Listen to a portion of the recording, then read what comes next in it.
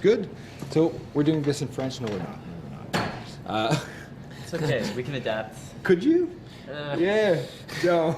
Wouldn't be a very interesting interview. No, and a very long one, but or a very short one. Well, welcome back to Montreal. Thanks. I heard that you got here yesterday, so you didn't get the storm, so you weren't stuck in snow. It snowed overnight. We had a day off yesterday. That is a luxury very few bands can afford. You know, getting to a venue the day before and actually adapting to a place. Does that change the way you play? Yeah, well, we don't get that very often. No. Like this was maybe the second time on this tour, so yeah, it's a rare occurrence, but it's always appreciated. Yeah.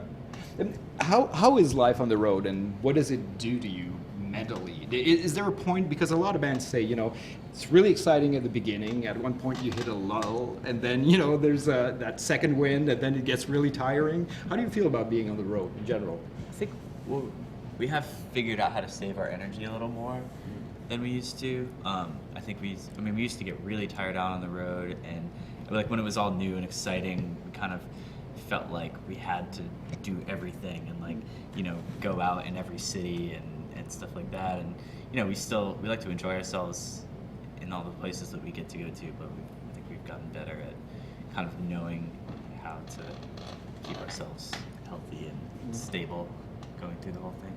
Yeah, it kind of forces you to strengthen your discipline of yourself, so you don't go stir crazy sometimes. Because a lot of times you're just kind of sitting in a room with kind of dirty carpet and some bags of Cheetos. You know? I remember seeing interviews when you toured the first album, and as you said, you know, it was you were maybe enjoying life on the road a little too much, and at times it showed.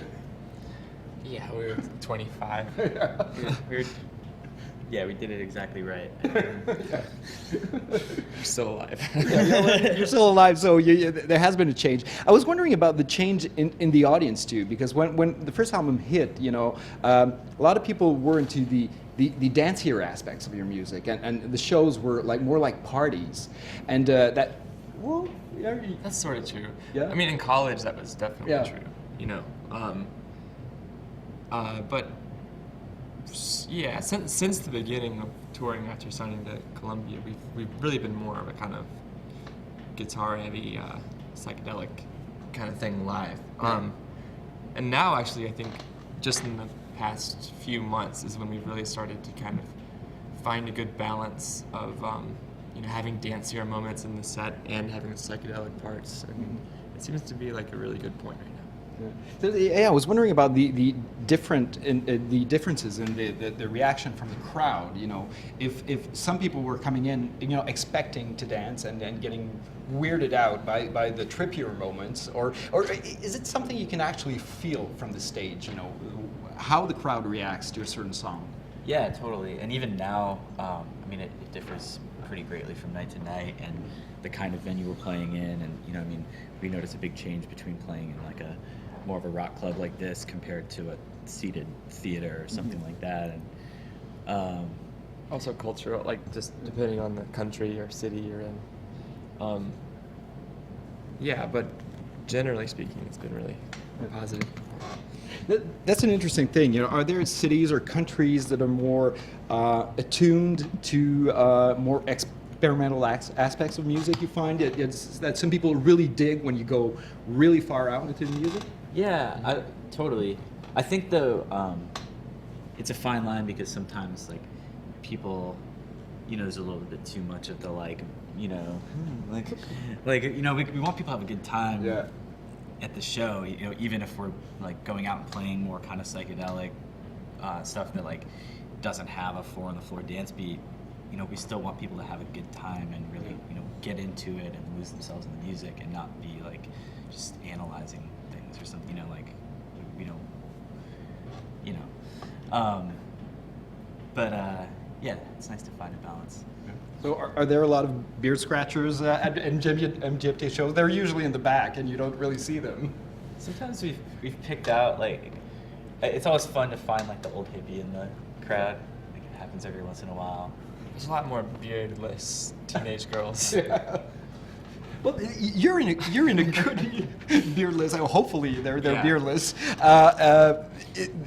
It seems to me that you're in a good place because when the second album came out, and that might be a perception on my part, but it seemed that you were kind of like running away from that weird success that happened with the first album, and now it seems to me that you're in a good place because you still draw people who are into kids and the popular songs, but it allows you to be on a major and do pretty much what you want. Judging from the latest album, you have like creative free reign. You can pretty much do what you want, but you still get to fill rooms like this one.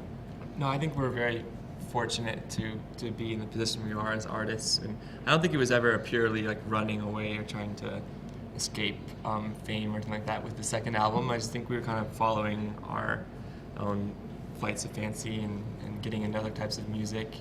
But I do think that we've worked really hard to get to the point where our band to people is kind of multi-faceted and can be psychedelic and poppy and silly and serious too.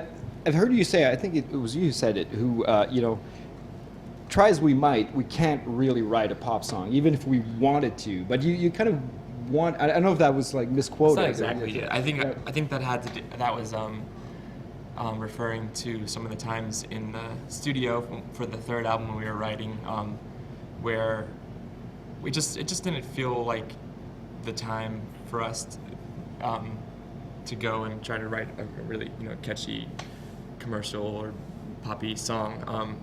I don't think I was admitting complete lack of skill at writing pop songs. I think we could go in and write some great pop songs if we wanted to. Yeah, I think it was more just that we were doing what felt right, and we didn't want it to feel forced. And I mean, you can tell when somebody's making music that doesn't feel genuine or doesn't feel like it's really the thing that they wanted to do, and we wanted to stay away from that. Well, I would argue that "Your Life Is a Lie" is a very catchy song. It's funny. The video is amazing too, and I want to ask about the video later. But is that kind of when it happens, when people tell you this is almost a pop song? It's very catchy. It has a hummable melody. You can remember it, and you can sing along to it. Are you surprised that it's as catchy as it is?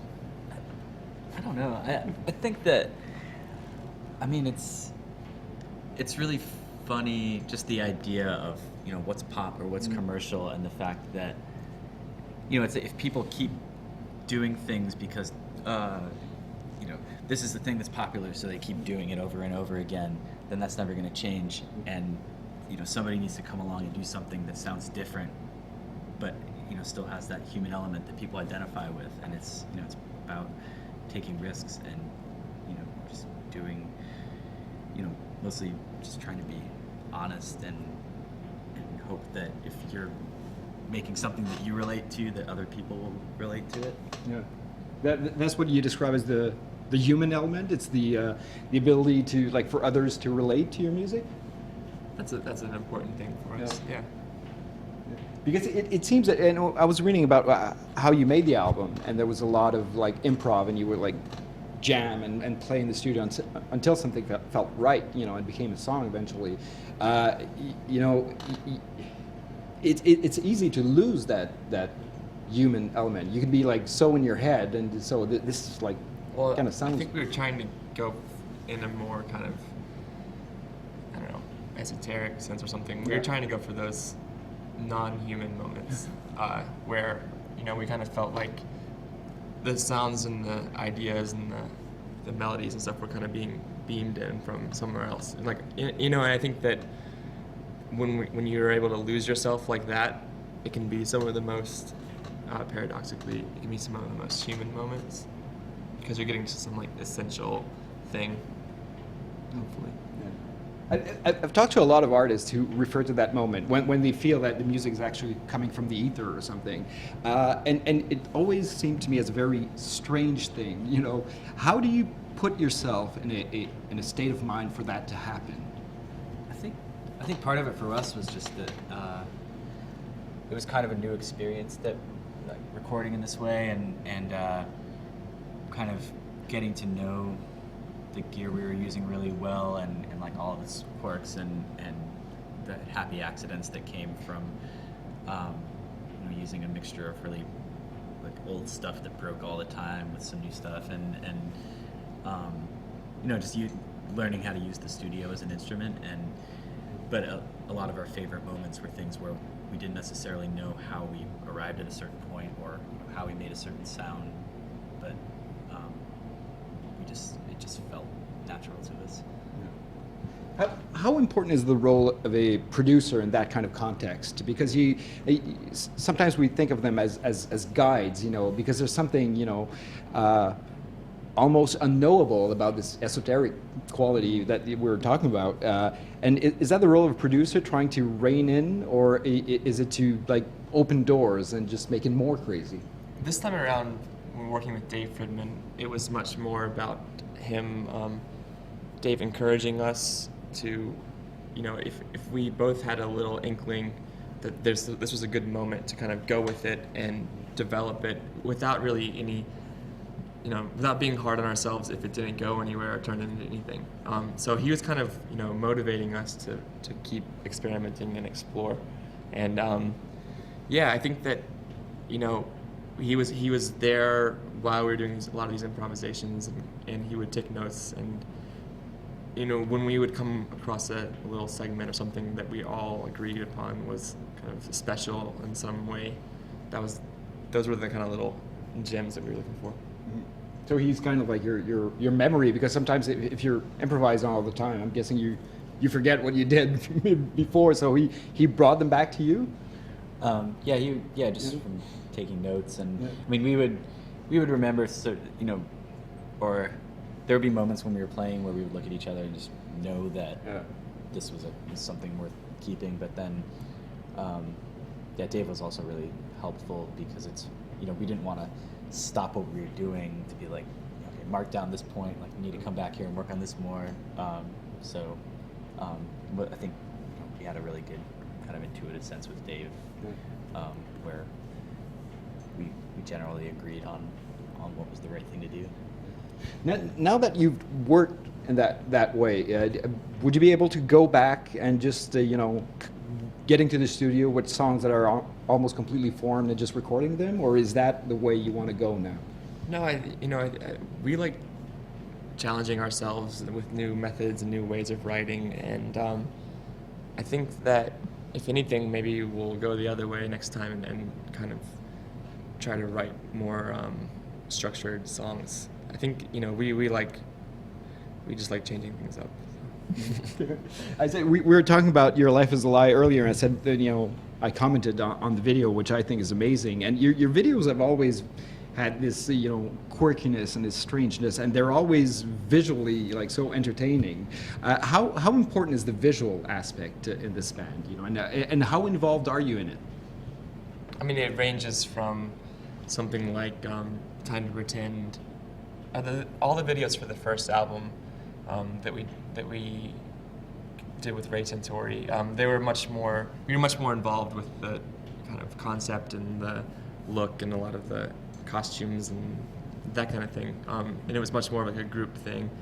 And now with the videos for the new album, we were involved in choosing kind of ideas that directors brought to us and working with them on them, but the basic kind of concepts were developed by them and not us.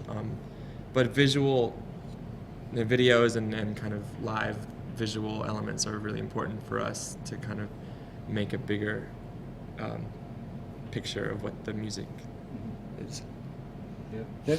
Are you surprised, because sometimes I hear artists talking about remixes, and they send out a song to someone, it gets remixed, and the artist is usually really surprised at the result, because it's something they would never think of, and it brings the song into a new light. Are you the same way with videos, where someone comes up with a concept and they see like a completely different vision of what you had for a song?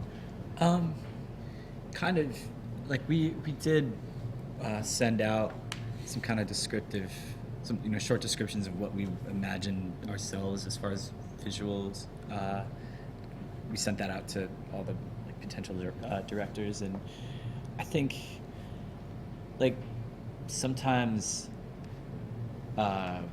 when people try to think too much about like how do we distill MGMT into this thing, and it's like, oh, there's like this kid wearing a headband, and like it's like I don't know. Most of the time, we're not too happy with that approach, but we do get surprised a lot. But I mean, Tom, who did there's a live video, we just loved all of his ideas. Yeah. And he's also an amazing editor, because I think that's the success of this video. It's so well edited, every single cut. And actually really really well shot, in the sense that with having so many different shots, it kind of is different for every 5 seconds or something like that. I think it's pretty impressive shooting on film to have all these setups so completely worked out before they shoot, and so they really were able to. There was nothing really wasted. It was done very efficiently, and that's pretty impressive. It's great that it worked so much with a song that, as we said, was constructed in the opposite manner. It wasn't all thought out, and it ended up being something. This is the opposite of a way of working. Yeah, it's like I don't know. We like having a combination of that, and I think that the way we worked in the studio, that we allowed a lot of things to happen by chance and develop naturally, but then we spent a lot of time going in and really meticulously editing all this stuff together and creating more composed things out of it, and I think having that balance is really cool. Well, balance has been the theme of this interview. This is what we're going to be seeing tonight. Now we're going to try to balance on these stools. I thought you were going to say like... No, but it's going to be a mixture of dancier and poppier moments and some weirder moments tonight. Guys, thank you so much. Thank you. Look forward to seeing you again. Are you doing this huge tour and coming back for the festivals next summer? Or is that when?